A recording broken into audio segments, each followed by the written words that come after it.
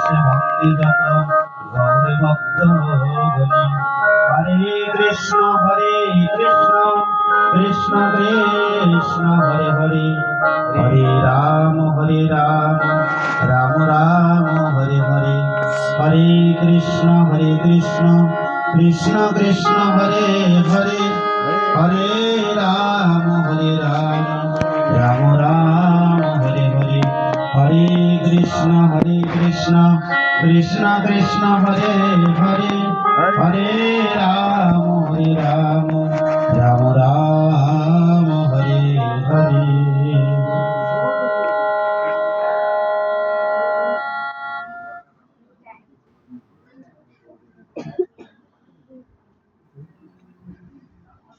জয় উপস্থিত সজ্জন ভক্তমণ্ডলী, আমার মাতৃমণ্ডলী পিতৃমণ্ডলী, যে যেখানে যে অবস্থায় আছে সকলের শ্রীপাদ পদ্মে আমি নিকৃষ্ট নরাধমের শতকোটি দণ্ডবোধ জ্ঞাপন করছি। সবাই কৃপা করে আমার দণ্ডবোধ প্রণিপাত গ্রহণ করুন। সবাই কৃপা করে চরণ ধরে দান করে আমার মতো নিকৃষ্ট নরাধমকে কৃপা করবে। অনেক ভাগ্যের ফলে বৈষ্ণব সাধু ভক্তগণ আসিয়া মিলে আজ আমরা যে অঙ্গনে পদার্পণ করেছি, যে ভক্ত এই দামোদর মাসে শ্রীমন মহাপ্রভু তথা রাধা গোবিন্দের প্রদীপ দান করা উৎসব আয়োজন করেছে। শাস্ত্রে বলছে জন্ম জন্মান্তরের সুকৃতির যদি ফল থাকে তাহলে সাধুগুরু ভক্তগণ বৈষ্ণবগণ তার আঙ্গিনায় মিলে। শুধু তাই নয়, সে এই মহোৎসব আয়োজন করে ভাগ্যবান হয়েছে। শুধু তাই নয়, ওই ভাগ্যবানকে আশ্রয় করে আমরা যারা আছি আমরা সবাই ভাগ্যবান, সবাই রাধা মাধবের তথা আমার শ্রীমন মহাপ্রভু রাধারানীর কৃপা লাভ করতে পেরেছি। এই প্রদীপদান মহোৎসবে আমার মতো নিকৃষ্ট নরাধমকে এই শ্রীমৎ ভাগবত সম্মুখে রেখে পাঠের আদেশ দেওয়া হয়েছে। আমি কোনো পাঠক নই, কোনো বক্তা নই, কোনো ভক্ত নই যে আমি আপনাদের মতো গৌর প্রাণা কৃষ্ণ প্রাণা ভক্তগণের সম্মুখে বসে আমি গৌর কথা বলবো, কৃষ্ণ কথা বলবো। গৌর কৃষ্ণ কথা বলতে বলতে আমার মুখে রসাবাস হয়ে যায়, শুদ্ধভাবে কথা বলতে পারিনি। সবাই কৃপা করবে, দু চারটি সময় বেশি বিলম্ব করব না, দু চারটি কথা বলি শ্রীমৎ ভাগবত কথার বিশ্রাম টানবো। কেননা অনেক মায়েরা অনেক বাবারা এসেছে, ভগবানকে প্রদীপ দেখাবে, প্রদীপ দান করবে। অনেক মায়েদের রাত্র হয়ে যাবে, মায়েরা কষ্ট করে সারাদিন পরিশ্রম করে এসেছে। আবার আমাদের সকালবেলা আমাদের নিয়ম সেবা আরম্ভ হবে, সকাল সকাল উঠে যেতে হবে। তো আজ দামোদর মাস বলছে যেজন ভগবানকে প্রদীপ দান করে, বলছে তার পূর্বাপুরুষেরা যদিও তারা নরকগামী হয়ে থাকে, এই দামোদর মাসে ভগবানকে যেজন প্রদীপ দান করতে পারে কোনো সন্দেহ নাই অনায়াসে রাধা গোবিন্দের চরণ আশ্রিত হতে পারে। দামোদর মাস এই দামোদর মাসটা হচ্ছে বাবা, দাম হচ্ছে দড়ি,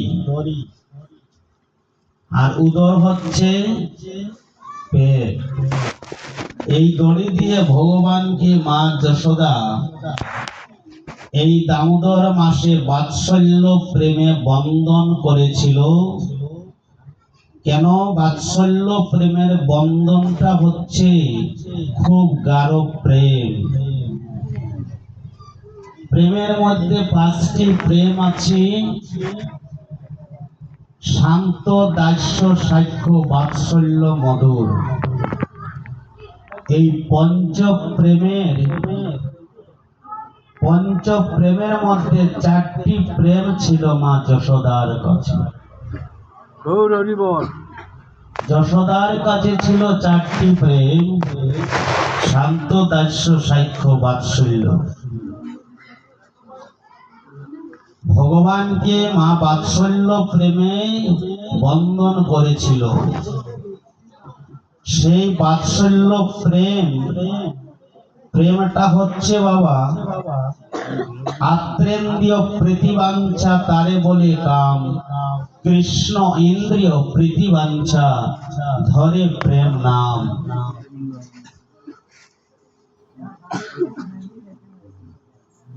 আত্রেন্দ্রিয় প্রীতিবাঞ্ছা যদি থাকে তাহলে ভগবানের কৃপা লাভ করা যায় না।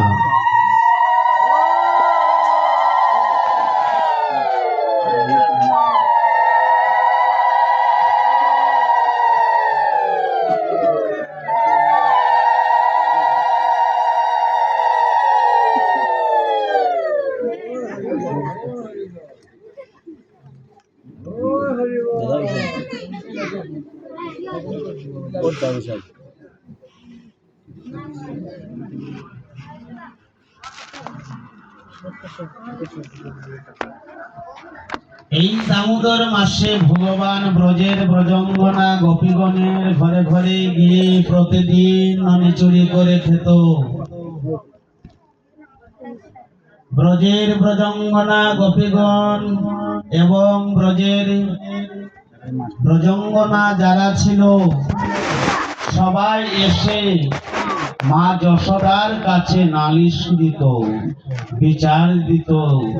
ও মা, দেখো তোমার গোপাল গিয়ে আজকে আমাদের ঘরে ননি চুরি করে খেয়েছে। কিছু কিছু গোপীগণ এসে বলতো, তোমার গোপাল আমাদের দধির ভাণ্ড ভেঙে দিয়েছে। ব্রজের ব্রজঙ্গনা গোপীগণ যখন সবাই বিচার দিতে লাগলো, মা যশোদা কি করলেন? গোপালকে দড়ি দিয়ে বাঁধার চেষ্টা করলেন। গোপালকে দড়ি দিয়ে বাঁধার চেষ্টা যখন করলেন,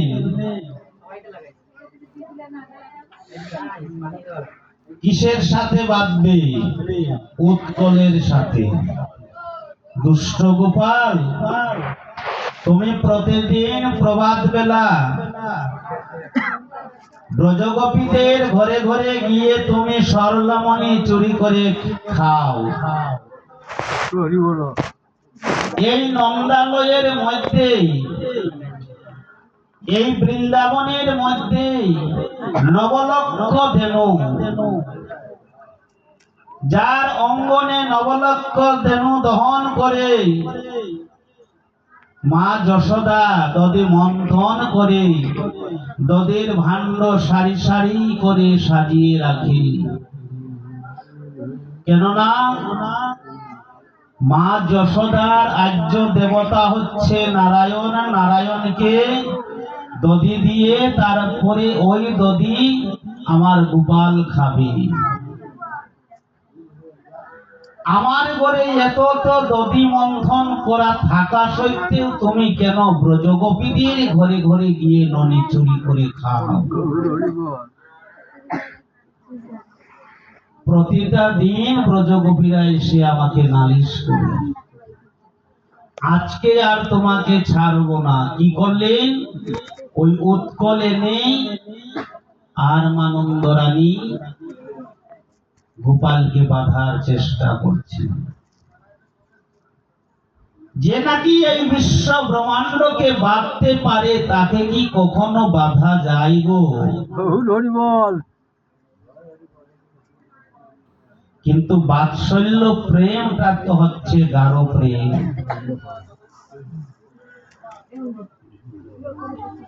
দড়ি নিয়ে এসে যখনই উৎকলের সাথে পেশ দিয়ে গোপালের সম্মুখে এনে গোপালের পেটের মধ্যে এনে দড়িটা বাঁধবে, তখনই দেখছে মা যশোদা দড়িটা যেন কমে যাচ্ছে, বাঁধা যাচ্ছে না। কি করলেন? আরেকটি দড়ি আনলেন। দড়ি এনে ওই দড়ির সাথে সংযোগ করে আবার গোপালকে বাঁধার চেষ্টা করছে। এভাবে বৃন্দাবনে মা যশোদার গৃহে যা দড়ি ছিল সব এনে গোপালকে বাঁধার চেষ্টা করছে, কিন্তু বাঁধতে পারছে না। গোপাল মনে মনে ভাবছে যে মা, তুমি তো আমাকে চিনতে পারোনি, তুমি শুধু পুত্ররূপী আমাকে চিনেছো।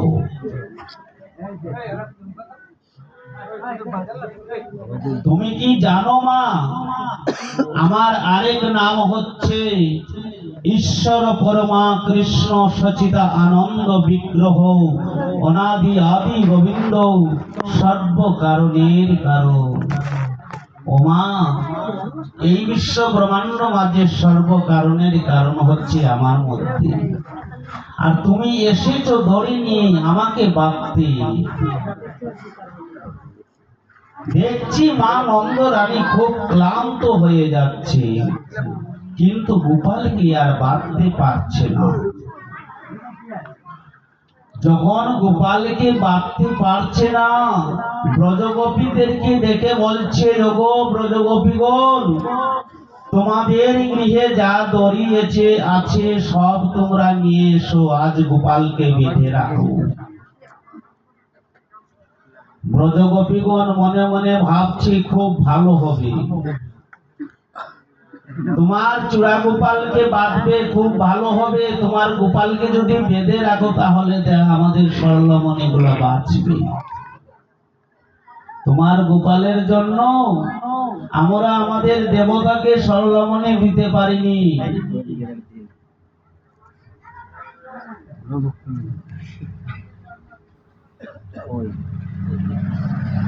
দড়ি এনে গোপালকে বাঁধতে বাঁধতে বাঁধতে বাঁধতে গোপালের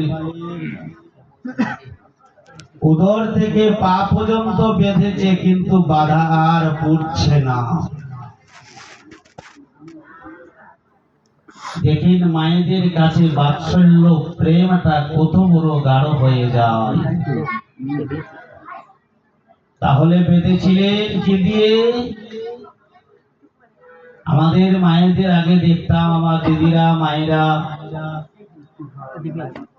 স্নান করার পরে চুল বাঁধার একটা আলাদা দড়ি ছিল, যেটা দিয়ে মায়েরা চুল বাঁধত। এখন তার সেদিন নাই, এখন আর সেই চুল বাঁধার দড়িও পাওয়া যায় না। এখন তো অনেক মায়েরা চুল বাঁধেই না, আবার কোন মায়েরা যদিও বাঁধে তো কি দিয়ে কি জানি একটা খোপার মতো বের হয়েছে, ওটা দিবে, কাটা দিবে, ইত্যাদি ইত্যাদি দিয়ে।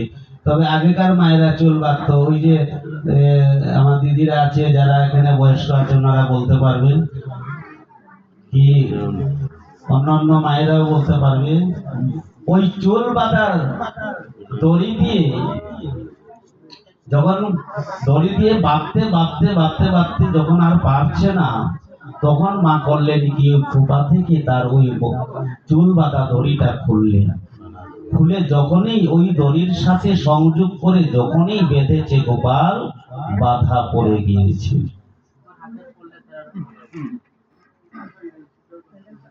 যখনই গোপাল বাধা পড়েছে, ব্রজের ব্রজঙ্গনা গোপীগণ তারা সবাই করতালি দিয়ে নাচছে, হাসছে। গোপাল, প্রতিদিন তুমি চুরি করে খাও, আজকে তোমার ধরা পড়েছে। গোপালকে বেঁধে উৎকলের সাথে মা চলে গেলেন তার গৃহকর্ম করতে। ওই নন্দালয়ে গোপালকে বাঁধার কারণটা হচ্ছে ভগবানের ইচ্ছা তুমি আমাকে বাঁধবে আর আমি সেই উৎকলে নিয়ে টানতে টানতে চলে যাব যমলোচন বৃক্ষের কাছে। বৃন্দাবনে দুটি বৃক্ষ ছিল, যমলোচন।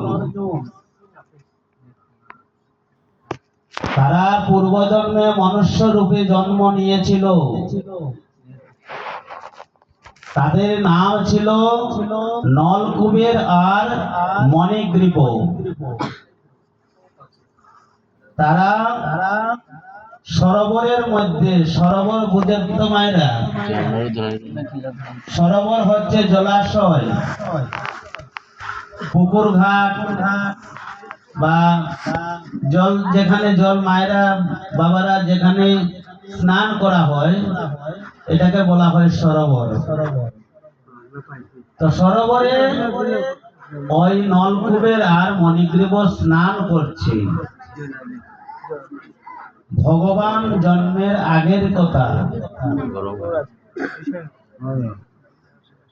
তো মণিগ্রীব আর নলকুবের তারা দু ভাই স্নান করছে, আর ওই সরোবরের পাশ দিয়েই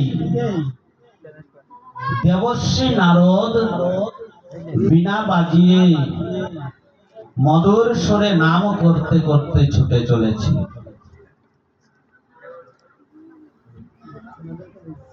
তারা সরোবরে স্নান করছে, দেবশ্রী নারদ ওই সমুদ্র ওই সরোবরের পাশ দিয়ে বীণা বাজিয়ে নাম করে যাচ্ছে।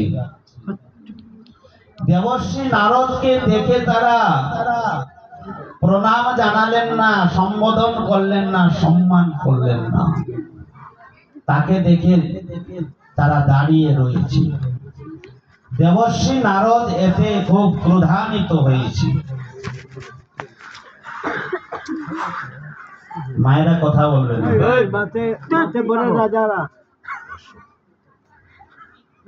দেবশ্রী নারদ খুব ক্রোধান্বিত হয়েছে, খুব রাগ করেছে যে আমি একজন দেবশ্রী নারদ, বৈষ্ণব দ্বৈপায়ন, আমি এই রাস্তা দিয়ে হেঁটে যাচ্ছি, তোমরা আমাকে সম্মান না জানিয়ে, প্রণাম না জানিয়ে তোমরা জড়ের মতো হয়ে দাঁড়িয়ে আছো। তো তোমরা যখন জড়ের মতো হয়ে দাঁড়িয়ে আছো, আমি তোমাদের অভিশাপ দিলাম, তোমরা নন্দালয়ে যমল অর্জুন দুটি বৃক্ষ হয়ে জন্ম নেবে।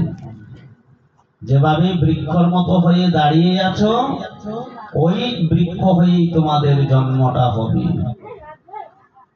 যখনই দেবশ্রী নারদে কথা বলল,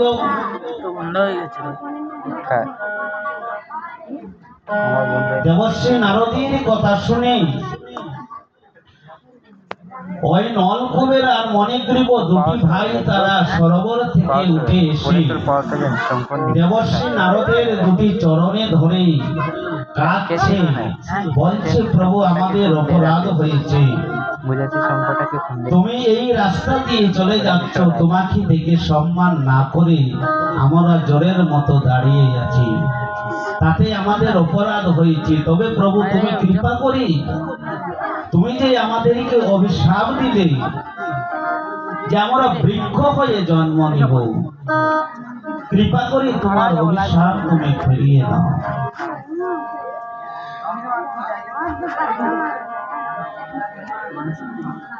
দেবশ্রী নারদ বলছে তোমরা তো জানো ব্রহ্মপুত্র হচ্ছে দেবশ্রী নারদ, ব্রহ্ম বাক্য কোনোদিন লঙ্ঘন করা হয়নি। তখন তারা দুটি ভাই নলকুবের আর মণিগ্রীব দেবশ্রী নারদের চরণে ধরে কান্নাকাটি করছে। কাঁদতে কাঁদতে কিছুক্ষণ পরে দেবশ্রী নারদ তাদেরকে ধরে মাটি থেকে তুলে তাদেরকে বলছে,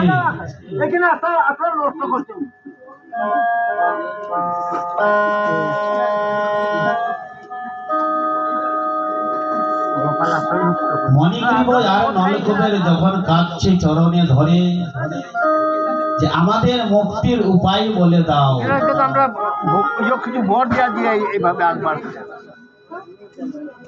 আমরা বৃক্ষ হয়ে জন্ম নেব, ঠিক আছে প্রভু, তাহলে আমাদের মুক্তির উপায় বলে দাও। সেই দিন দেবশ্রী নারদ ওই নলকুবের আর মণিগ্রীবকে বলেছিলেন, যাও তোমরা নন্দালয়ে যমলোচন হয়ে বৃক্ষ জন্ম নিবে, আর যে সময় ভগবান কৃষ্ণ রূপে নন্দালয়ে যখন জন্ম নেবে, দৈবকীর ঘরে জন্ম নিয়ে নন্দরানীর ঘরে পালিত হবে। যেদিন তোমরা ওই ভগবান কৃষ্ণের যদি অঙ্গ স্পর্শ করতে পারো, সেদিনই তোমাদের অভিশাপ থেকে মুক্তি হয়ে যাবে।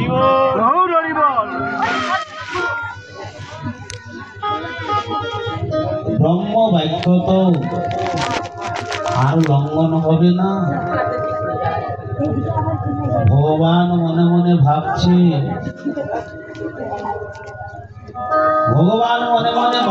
আমি যদি তাদের উদ্ধার না করি তাহলে ব্রহ্ম বাক্যটা লঙ্ঘন হয়ে যাবে।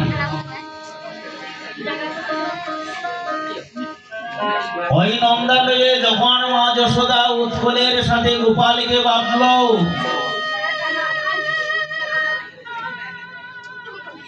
ওই বাধা উৎকল নিয়ে গোপাল টানতে টানতে টানতে টানতে চলে যাচ্ছে যেখানে যমল অর্জুন দুটি বৃক্ষ হয়ে দাঁড়িয়ে আছে।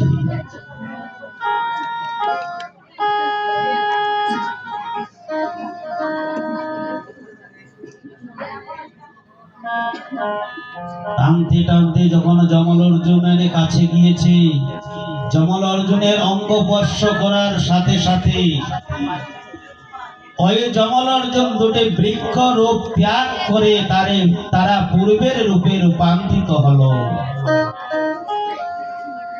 করজোড়ে করে ভগবান শ্রীকৃষ্ণের কাছে নিবেদন করছে, প্রভু তুমি কি সেই ভগবান শ্রীকৃষ্ণ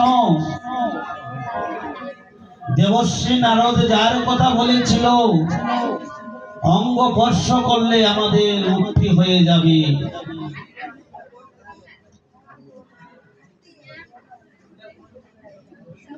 সেদিন ভগবান অঙ্গ স্পর্শ করার সাথে সাথে যমল অর্জুন দুটি বৃক্ষ তারা আবার ওই নলকুবের আর মণিগ্রীব তাদের রূপ ধারণ করে তারা ভগবানের কৃপাতে তারা নিত্য ধামে চলে গেলেন।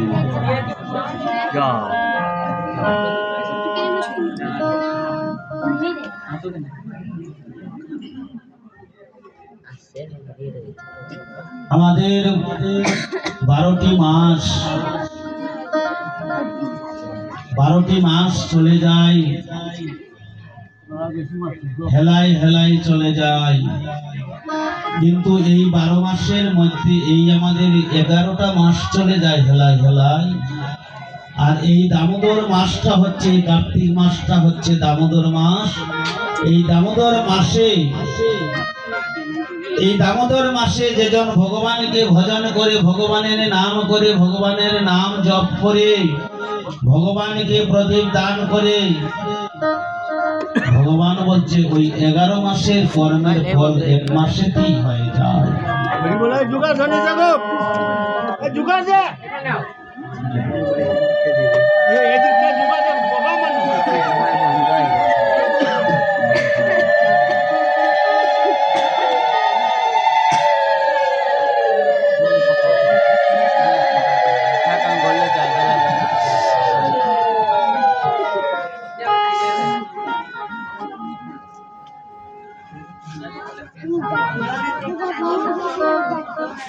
তা আমাদের এই দামোদর মাস যখনই আসার পূর্বে আমাদের নিয়ম সেবা আরম্ভ হয়ে যায়। তো আমাদের যখন নিয়ম সেবা আরম্ভ হয়, প্রতি বছরে আমাদের যারা বাগান পঞ্চায়েত আছে বা অন্যান্য যারা আছে, তারা কি করে বাগানে চকিদার দিয়ে সারা বাগান বলে দেওয়া হয় যে দামোদর মাস নিয়ম সেবা মাস, এই মাসে যাতে কেউ আমিষ না করে। মায়েরা বেশি কথা বলছে,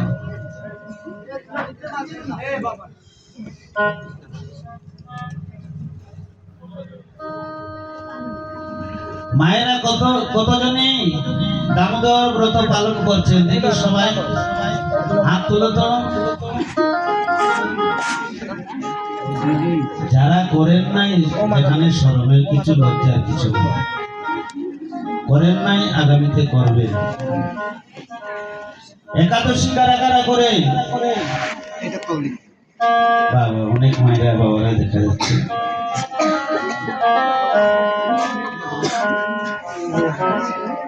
একাদশী করবেন প্রতি মাসে। আমাদের দুটি একাদশী থাকে, 12 মাসে 24টা একাদশী থাকে। একাদশী এবং এই দামোদর ব্রত যারা একটি মাস পালন করে, ওমা আমাদের কীর্তনিয়াগণ এখানে বসে আছে। কীর্তনিয়াগণ ওনারা কীর্তন পরিবেশন করে যখন কি বলে, ভব সিন্ধু আমায় নিয়ত রাইয়া, কীর্তনীরা গান করে ভব সিন্ধু নিয়ত রায়। হ্যাঁ, ভব সিন্ধু আমরা পার হয়ে এসেছি। আমরা যখন মায়ের গর্ভ থেকে ধরাধামে আসি, তখন আমরা ভব সিন্ধু পার হয়ে এসেছি। আর এবার এই ধরাধাম থেকে যখন চলে যাব, তখন আরেকটি নদী পার হতে হবে। ওই নদীটার নাম হচ্ছে বৈতরণী। ভব নদী পার হয়ে এসেছি, এবার বৈতরণী নদী পার হতে হবে। তো বৈতরণী নদী যখন পার হব, নদী পার হতে হলে খেওয়ার প্রয়োজন। খেওয়া বুঝেন তো মায়েরা? নৌকার প্রয়োজন।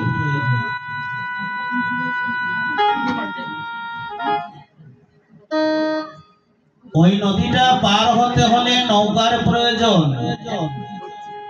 আর নৌকায় যখন পার হতে হবে, নৌকার মাঝিকে করে দিতে হবে।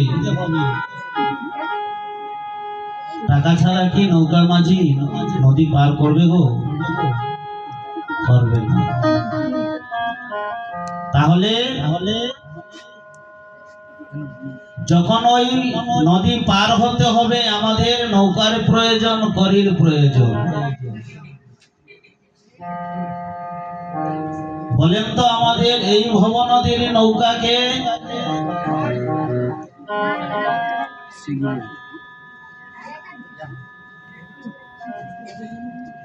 হরিণ নামের নৌকা খানি শ্রী গুরু কান্ডারে।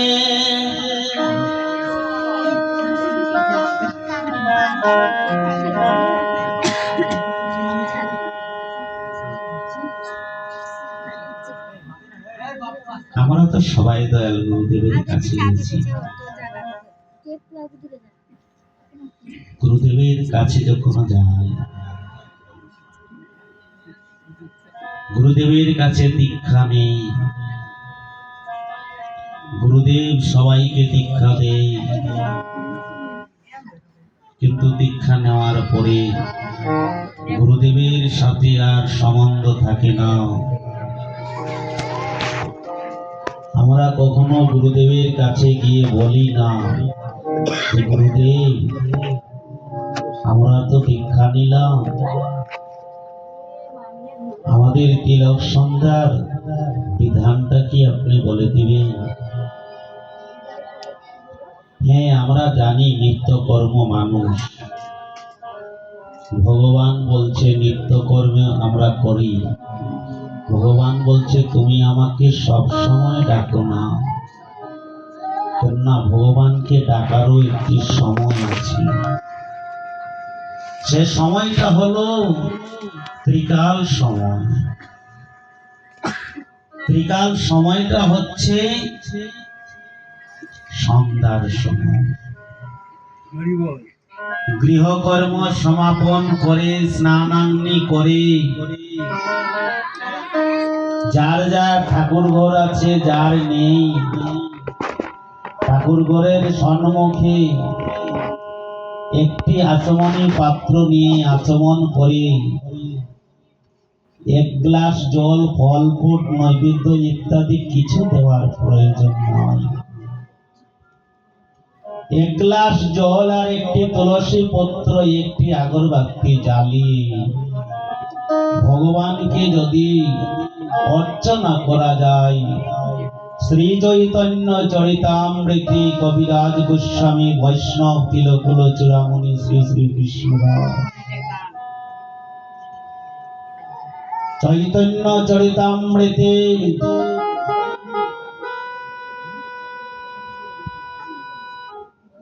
স্বর্ণাক্ষরে লিপিবদ্ধ করেছে,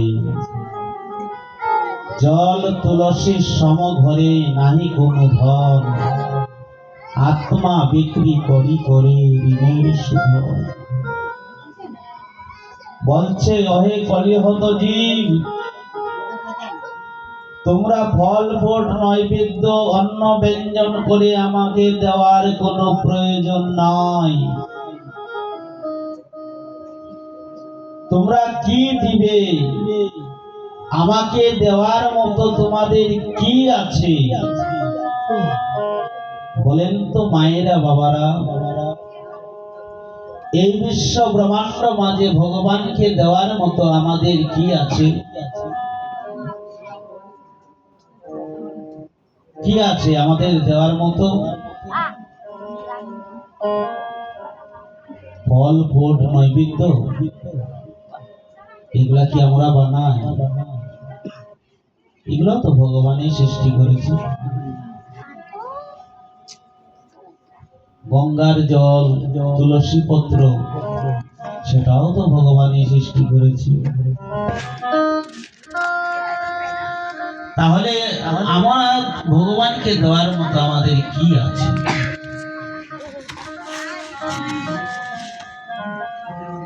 ভগবান বলছে ওরে জীব, তোমরা যে আমাকে দিবে তার দুটি আমি দিয়ে রেখেছি তোদের কাছে। একটি হচ্ছে গঙ্গা আর একটি হচ্ছে যমুনা। বৃন্দাবনে গেলে দেখতে পাবেন গঙ্গা আর যমুনা। সেই গঙ্গা আর যমুনা দিয়ে রেখেছে প্রতিটি ভক্তের নয়নের মাঝে। আমি পূর্বেই কথাটা বললাম যে আত্রেন্দ্রিয় প্রীতিবাঞ্ছা তারে বলে কাম, কৃষ্ণ ইন্দ্রিয় প্রীতিবাঞ্ছা ধরে প্রেম নাম। কৃষ্ণ ইন্দ্রিয় প্রীতিবাঞ্ছা যখনই হৃদয়ে জাগিবে, যখনই তোমার হৃদয়ে কমলে কৃষ্ণ ইন্দ্রিয় প্রীতিবাঞ্ছা প্রেম পদ্ম ফুল ফুটিবে, তখনই আপনা হইতে নয়নের বাড়ি ঝরিবে। ভগবান বলছে এক গ্লাস জলে একটি তুলসী পত্র দিয়ে দুটি নয়নের জলে যে জন আমাকে ডাকতে পারে,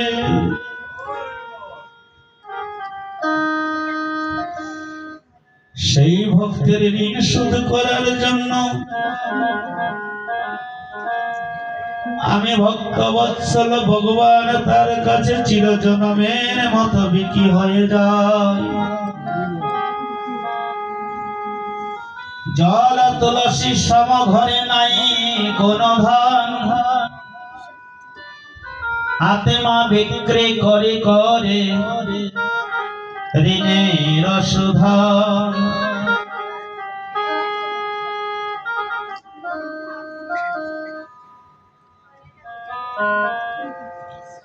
ভগবান বলছে সেই ভক্তের কাছে আমার আত্মা বিক্রি করে।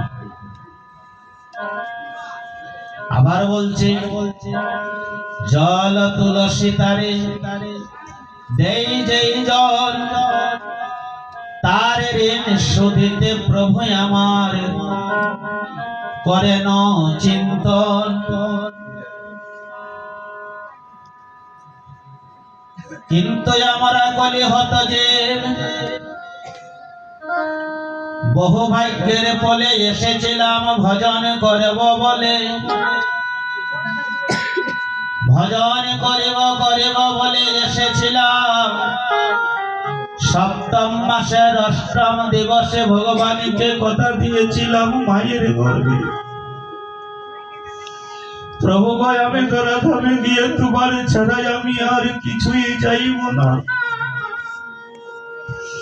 তোমার নাম বিনায় আমি আর কোন নাম করব না, তোমাকে না দিয়ে আমি কিছু খাবো না। সপ্তম মাসের অষ্টম দিবসের কথা, যখন এই 10 মাস 10 দিন পূর্ণ হয়ে যায়, 10 মাস 10 দিন পূর্ণ হওয়ার সাথে সাথে যখন আমরা ধরাধামে আসি, ধরাধামে আসার সাথে সাথে প্রভুকে যে কথা দিয়ে এসেছিলাম, প্রভুর কথাগুলা সব ভুলে যাই। কেন ভুলে যাই? মায়ায় আবদ্ধ হয়ে যায়। সে সময় মায়েরা ওখানে থাকে,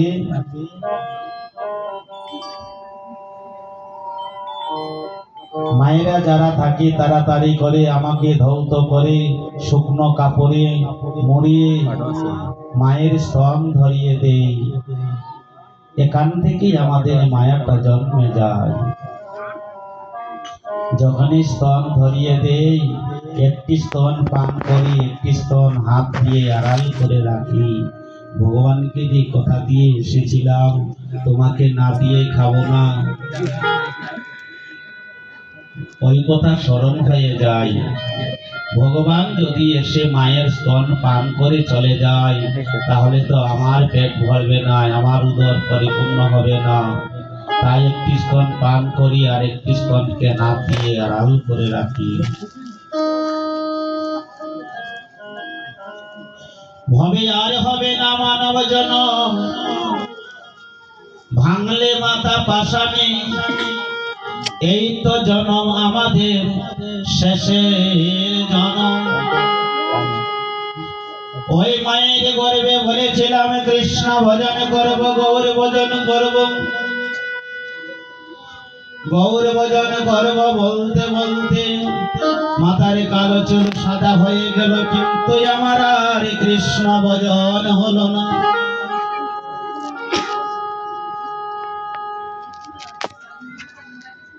আমাদের যদি ভগবানকে পেতে হয়, ওই যে বললাম হরির নামের নৌকাখানি শ্রীগুরু কান্ডারি সংকীর্তন পুরা হলো দুবাহু প্রসারী। আমাদের এখান থেকে যেতে হলে যখন আমাদের গুরুদেব হচ্ছে ওই কান্ডারি, কান্ডারি হচ্ছে নৌকার মাঝি, নৌকা হচ্ছে হরির নামের তরি হচ্ছে নৌকা, শ্রীগুরু হচ্ছে কান্ডারি। আর ওই কান্ডারিকে যখন করি দিতে হয়, এই করিটা হচ্ছে একমাত্র নাম। সত্য তেতা দাপরে যাগ যজ্ঞ পূজা অর্চনা ইত্যাদি ইত্যাদি ছিল। ভগবান মনে মনে ভাবছে কলিহত জীব, অল্প আয়ু, অন্নগত প্রাণ, কলিতে অন্ন খাও যদি তাহলে বাঁচবে, তুমি অন্ন খেও না।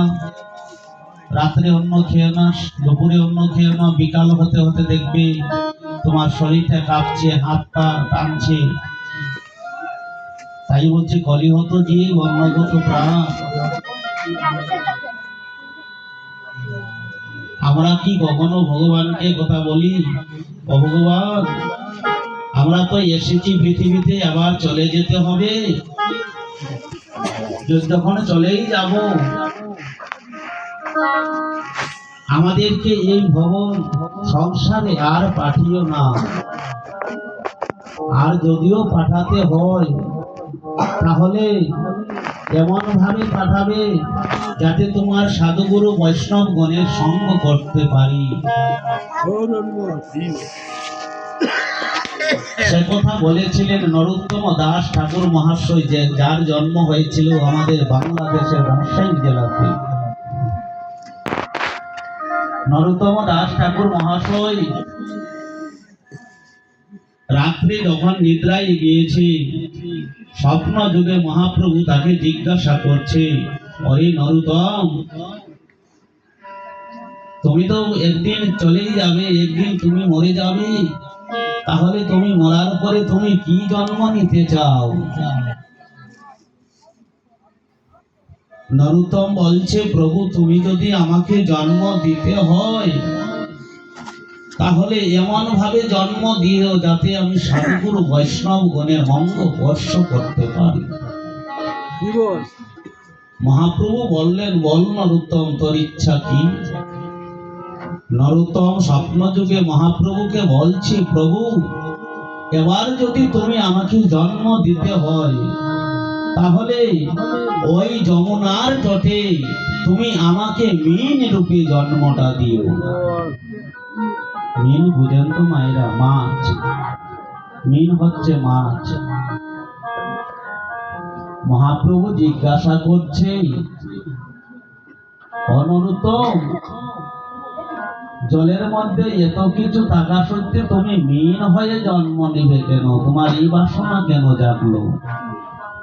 তুমি তো কাঁকড়া হতে পারতে, তুমি তো কুমির হতে পারতে, জলের মধ্যে আরো কত কিছু থাকে, শঙ্কর থাকে, শঙ্খ হয়ে জন্ম নিতে পারতে, তাহলে তুমি মীন হতে চাইলে কেন? বলছে, ও প্রভু আমি যদি কাঁকড়া হয়ে জন্ম নেই তাহলে কি হবে জানো?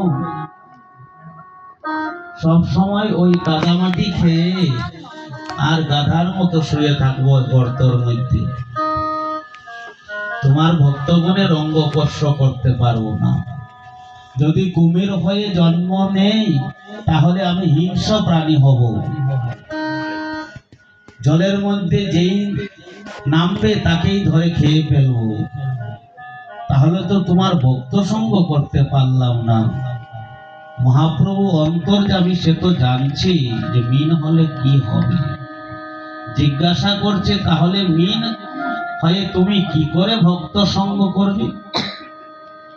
বলছে, জানো প্রভু, ওমা মাছের চোখে কিন্তু পলক নাই, আমাদের পলক আছে। এই যে পলকটা, আমাদের চোখে পলক আছে না? একাদিষ্ট ভাবে কেউ এক দিকে চেয়ে থাকতে পারবে না, তার চোখে পলক পড়তে হবে। কিন্তু মীনের নয়নে পলক নেই। অবিশ্বাসের কীর্তনে রাধারানী একথা বলেছিলেন গোবিন্দকে, হে গোবিন্দ, যদি আমার মীনের নয়ন থাকতো, যদি হেরে নিতাম আমি নীরবতী, তুমি আমাকে ওই লক্ষ্য, ওই মীনের নয়নের নাম হচ্ছে লক্ষণীয় নয়ন। লক্ষ্য নয়ন, যার পলক থাকে না তাকে বলা হয় লক্ষ্য নয়ন। আমরা মনে করি 1 লক্ষ গোনার মধ্যে যে 1 লক্ষ, 1 থেকে 1 লক্ষ পর্যন্ত গোনার মধ্যে যে লক্ষ্য হয় সেই লক্ষ্য না, না। লক্ষ্য নয়ন হচ্ছে যার পলক নেই, তার নাম হচ্ছে লক্ষ্য নয়ন।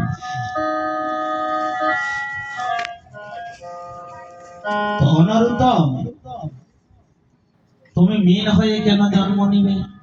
অপ্রভু অন্য রূপে যদি জন্ম নেই তাহলে আমার নয়নে পলক থাকবে। কোন সময় পলকের মধ্যে তুমি এসে চলে যাবে, আমি তোমাকে দেখতে পাবো না। তোমার ভক্তগণ এসে কোন সময় চলে যাবে, আমি দেখতে পাবো না। তাই আমি সিদ্ধান্ত নিয়েছি, আমি মীন হয়ে জন্ম নিলে আমার নয়নে আর পলক পড়বে না। আর আমি ওই যমুনার জলে আমি মীন হয়ে যখন জন্ম নিব, আর ওই যমুনার জলে যখন তোমার সাধুগুরু বৈষ্ণবগণ সবাই যখন স্নান করতে যাবে, তারা স্নান করবে, তাদের স্নানের জল, তাদের চরণের জল যখন আমার অঙ্গে লাগবে, সেদিন হতে যেন আমার মেনে জন্মটা ধন্য হয়ে যায়। প্রভু নিতাই গৌর হরি বল। মায়েরা, আমাদের সবারই সেই লক্ষ্যটা থাকতে হবে। গৃহ সংসারে থেকে, বলছে সংসারের মধ্যে থেকে যেজন কৃষ্ণ ভজন করে, সেই ভজনটা হচ্ছে উত্তম ভজন। দিনান্তে একবার সন্ধ্যার সময় স্নানাগ্নি করে সবাই কৃপা করে এই কথাটা দৃঢ় করে ধরে রাখবে। যার ঠাকুর ঘর নেই তার ঘরে তো একটি চিত্রপট তো আছে, রাধা গোবিন্দের অথবা পঞ্চতত্ত্বের একটি চিত্রপট তো আছে, ফটো। একটি খাটের মধ্যে একটি ভালো গামছা বা শুদ্ধ কাপড় বিছিয়ে তার উপরে ওই চিত্রপটকে রেখে তুমি এক গ্লাস জল, একটি তুলসী পত্র দিয়ে, একটি আগরবাতি জ্বালিয়ে তুমি তোমার গুরুদেবে যা দিয়েছে তাই বলে তুমি ভগবানকে স্মরণ করবে। শাস্ত্রে বলছে মন্ত্রমূলং গুরু বাক্য, ধ্যানমূলং গুরু মরতে, বাক্যমূলং গুরু সেবা। মন্ত্রমূলং গুরু বাক্য, গুরু বাক্য রক্ষা করতে হলে মন্ত্রের প্রয়োজন নাই, গুরু বাক্যটাই হচ্ছে মন্ত্রমূলক। ধ্যানমূলং গুরু মূরতি, যখনই তুমি দুটি নয়ন মুদি ধ্যানে বসবে, তোমার হৃদয় মন প্রাণ দিয়ে যদি ধ্যানে বসো, আপনা হইতে গুরু গৌরাঙ্গের সেই রূপখানি তোমার নয়নে এসে ভাসবে। তাই বলছি ধ্যানমূলং হচ্ছে গুরু মূরতি, বাক্যমূলং গুরু সেবা। দুটি হাত দিয়েছে ভগবান কিসের জন্য? সেবার জন্য।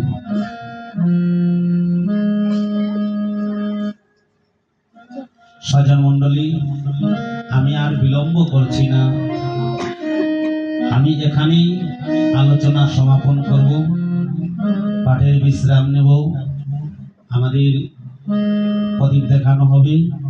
তো সবাই কৃপা করে কেউ হইচই করবেন না, আর কৃপা করে সবাই দামোদর মাস পালন করবেন, একাদশী ব্রত পালন করবেন।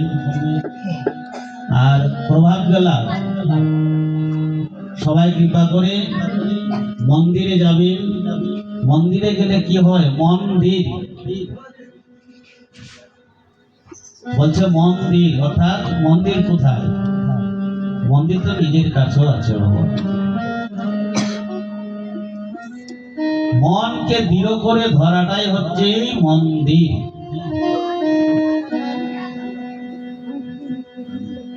মনকে দৃঢ় করতে হবে, আলস্যতা দূর করতে হবে। আপনাদের কি বলছি বাবা, আমার এই আলস্যতা বেশি।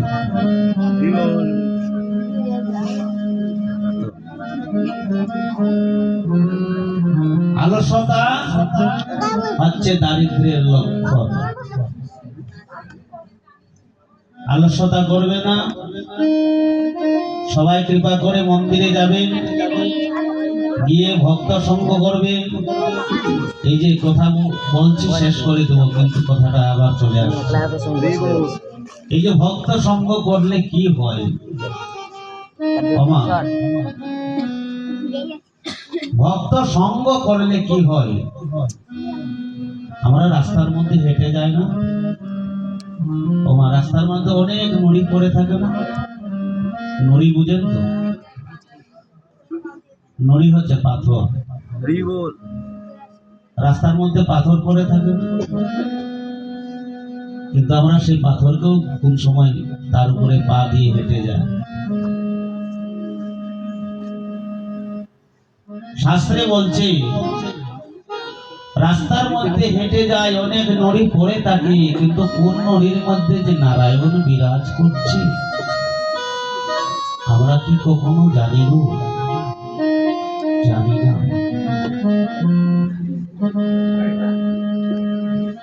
যে কোনো মৎসবে মন্দিরে ভক্ত সঙ্গ করলে তদ্রূপ হয়।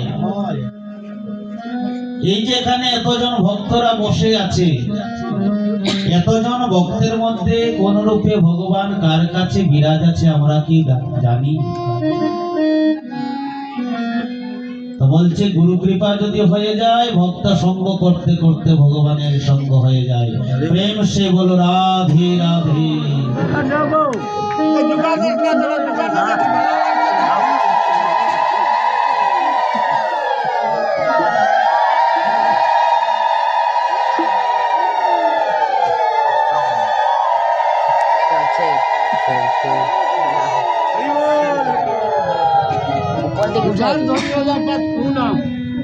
ভক্ত সঙ্গ করতে করতে ভগবানের কৃপা হয়ে যায়, ভগবানের সঙ্গ হয়ে যায়।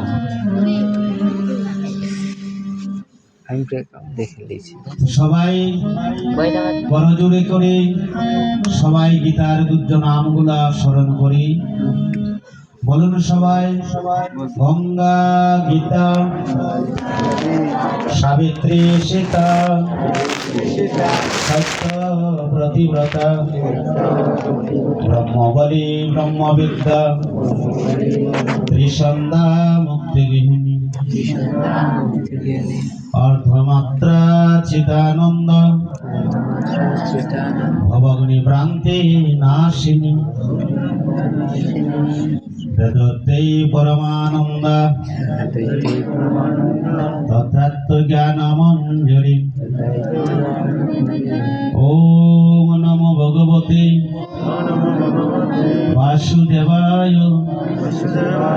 ওম নমো ভগবতে বাসুদেবায়। ওম নমো ভগবতে বাসুদেবায়।